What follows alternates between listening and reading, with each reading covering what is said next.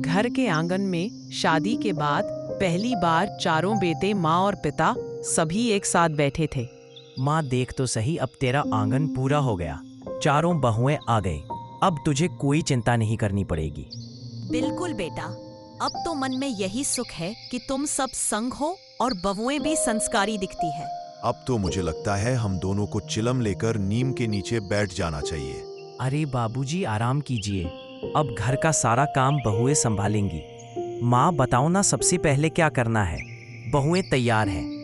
अरे बेटा, सबको थोड़ा थोड़ा काम बांट दूंगी, जिससे किसी एक पर बोझ ना पड़े। माँ जी, जैसा आप कहें हम सब साथ मिलकर करेंगे। लेकिन ध्यान रहे माँ जी, मेरे हिस्से का कोई भी काम किसी दूसरे को ना देना, और ना ही मैं किसी दूसरे के हिस्से का काम करूंगी। हाँ और हाँ, मुझे पूजा पाठ से ज्यादा मतलब नहीं है माँ जी। मुझे रसोई दे दीजिए, खाना तो सबका बनाना ही है। मुझे जो भी काम मिलेगा मैं पूरे मन से करूँगी माँ जी। देखो बहुओं, अब मैं कुछ जिम्मेदारियां बांटना चाहती हूँ ताकि घर अच्छे से चले। ठीक है माँ जी, बताइए। कविता, तुम्हें घर का हिसाब किताब देखना है। सीमरन, तुम रसोई संभालो। रूपम साफ सफाई का ध्यान रखेगी और मीश्री तुम्हें पूजा पाठ और छोटा मोटा आयोजन संभालना है। बिल्कुल माँ जी, मुझे अच्छा लगेगा ये काम करना। मैं रोज सुबह सब जगह झाड़ू पोछा लगाऊंगी और अगर किसी को कुछ चाहिए हो तो बता देना। देखा, माँ ने पूजा वाले काम मिश्री को दिया। वो ज्यादा लाडली लगती है ना, और तुझे रसोई दे दी। अब देखना, सबसे पहले तुझसे शिकायत आएगी कि खाना ऐसा बन गया, खाना वैसा बन गया। माँ, बढ़िया बंटवारा किया है तूने, अब तू आराम कर। अब देखना, यह घर मंदिर जैसा चलेगा। बेटा बहुएं सब मिलकर चलाएंगे। हम लोग भी खेत और बाहर के काम संभालेंगे। घर कुछ समय तक बहुत अच्छे से चला। सभी अपने अपने कामों में लगे रहे, लेकिन धीरे धीरे सीमा और बबीता में मेल से ज्यादा मेलों की तरह टकराव शुरू हुआ।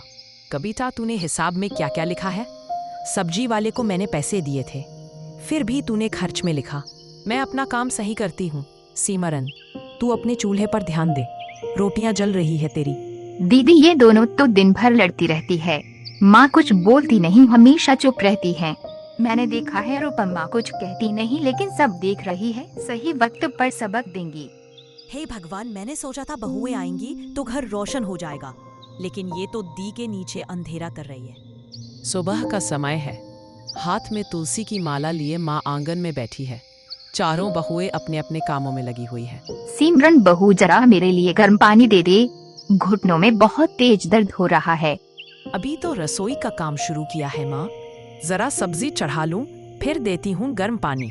मान जी को तो हर घड़ी कुछ ना कुछ चाहिए रहता है, कभी तेल, कभी पानी, कभी तुलसी की पत्तियां।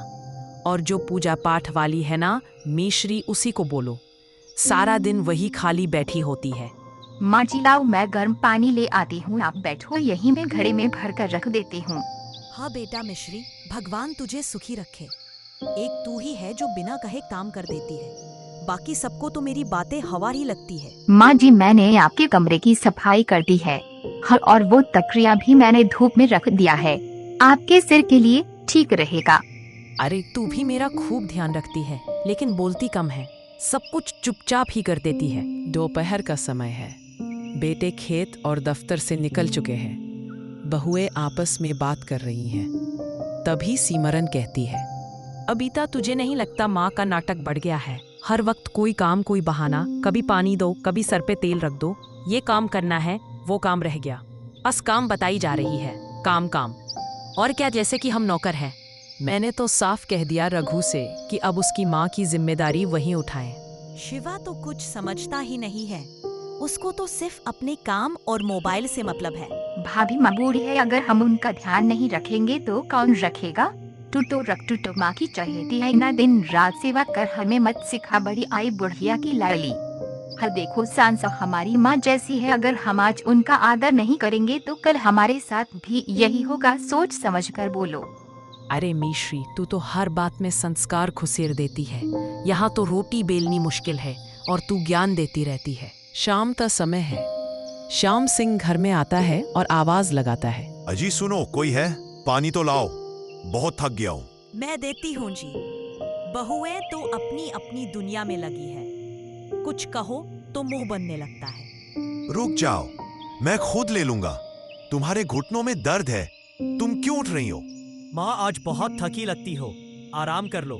रूपा कुछ लाएगी खाने को। बाबूजी माँ आप दोनों को अब कुछ नहीं करना चाहिए, हम है ना घर संभालने को। मैंने माँ के लिए हल्दी वाला दूध रखा है और खिचड़ी भी बना दी थी, अभी गर्म कर लाती हूँ। बेटा मैं समझ नहीं पा रही, बहुएं जो बाहर से हंसती है घर में मेरे साथ मुंह चढ़ाकर बात करती है। मैं अभी सब देख रहा हूँ, अभी कुछ मत कहो, वक्त आने दो, हर बात का जवाब वक्त देगा।